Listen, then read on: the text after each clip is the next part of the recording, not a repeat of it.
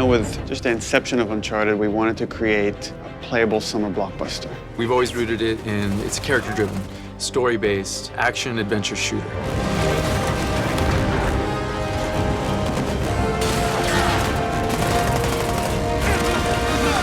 Underneath all of that, there's meaningful story moments, there's lovable characters. It's been a while. Too long, boyo. The heart is Nathan Drake and the cast of characters that surround him. This was somebody who was vulnerable. I remember the first time that we did a punching thing, and I said, hey, what if I hit him and it hurt? You know, I said, I've punched people, it hurts. So it was one of the first people who would hit and go, you know, and when he fell from a height, it knocked the wind out of him and he would struggle to get up. That's what Nate is at his core. He's just a normal guy trying to do the best he can, and he just keeps falling into these extraordinary circumstances and, you know, has to dig his way out of them. And everybody wants to be that guy. You want to be that adventurer that's digging up treasures that have been lost to history and time. You want to see what kind of problems he gets himself into and how they're going to get out of it. And you get to be part of that adventure, like, how am I going to get them out of that? With Uncharted 1, you know, that was our first game on the PlayStation 3. We moved away from Jak and Daxter. It was a brand new IP, and it felt like we really have something to prove here. It was like, create a character that moves believably, that has a realistic weight, but also is fluid and responsive, and that is just about the most difficult thing you can ask. Drake was kind of a little newer to the game.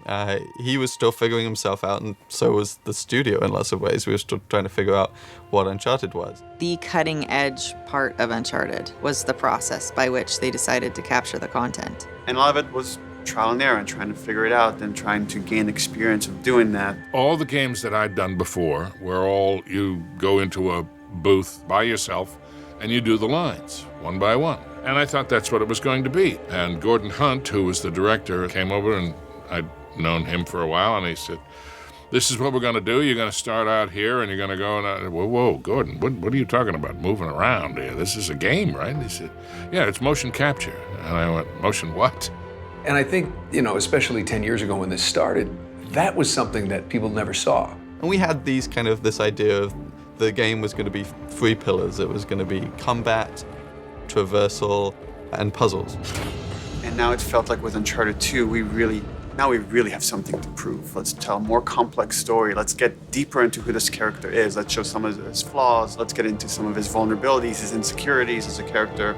But at the same time, we wanted to up our set-piece game, and from a couple of pieces of core technology, mostly Drake's interaction with moving objects, that sort of spawned these big set pieces like the train and the building that collapsed. But they weren't the focus. They weren't the core tenet. We didn't start saying we're going to make amazing set pieces. We started saying we're going to make core gameplay that's really, really solid to play.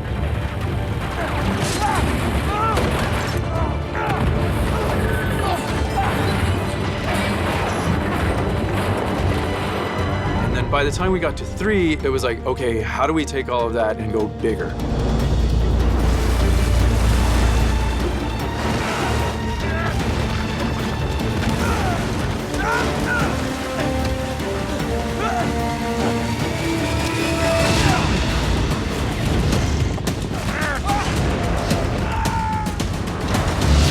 Last of Us to me was refreshing because you could get away from that spectacle. You could think more on like a very intimate character level and gain an experience with something that, again, as a team we were uncomfortable with. We've never done something like that before. We've never tackled a genre like that before. We tried to take those big over-the-top set pieces and we tried to couple them in with pivotal points in the story so that when a big event happens to our characters or the relationships with those characters, that we really wanted to play those out.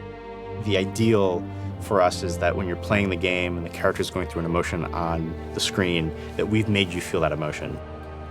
One thing that we really learned from The Last of Us and kind of experimented with and got really good results from is just allowing the player to just poke around in an intriguing environment.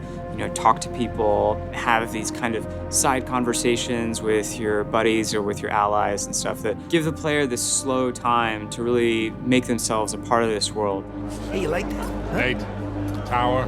It's solid, come on, it's a lemur. Come on, come say hi. Something that we really felt like we learned a lot on The Last of Us is the relationship between Joel and Ellie, and how it's not just Joel doing everything, but Ellie is a big part of it as well. And it feels so satisfying when she helps him out at the last minute, right when you need it. It really resonated with us, and we really want to incorporate that type of feeling as well with the characters that you travel the story with. We want them to be there with you and helping you, and you guys working together as a team.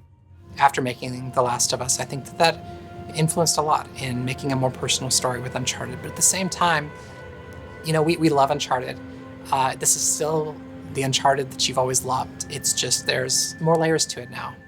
So moving back into the Uncharted world is kind of like coming home in a way and creating a very kind of brighter, larger world to play in. It's similar in some ways to, you know, Nathan Drake being drawn back to the adventure, being for us to like go big again and go like big spectacle, big explosions, while trying to like take on all the lessons we've learned throughout the games that we've worked on and try to tell a more human story within that. Uncharted 4, perhaps as a result, is going to be the best balance of bombastic and over-the-top and exciting adventure and these smaller moments, these small intimate moments that end up meaning just as much, that end up sticking with us for just as long.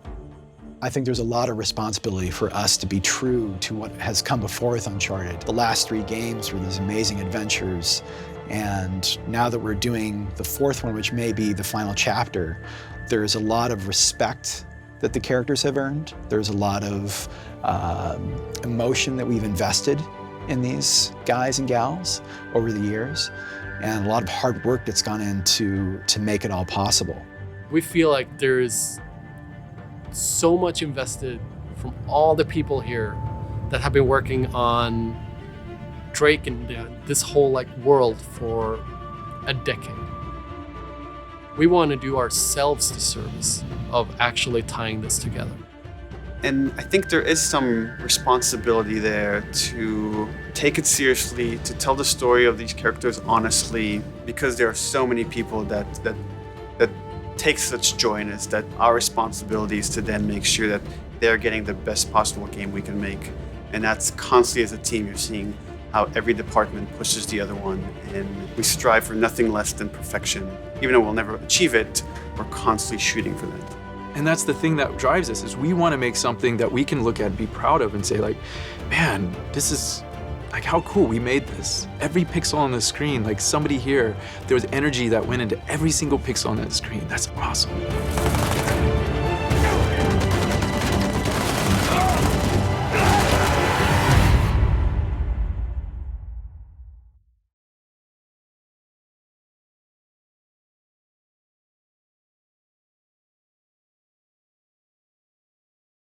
PS4 for the players.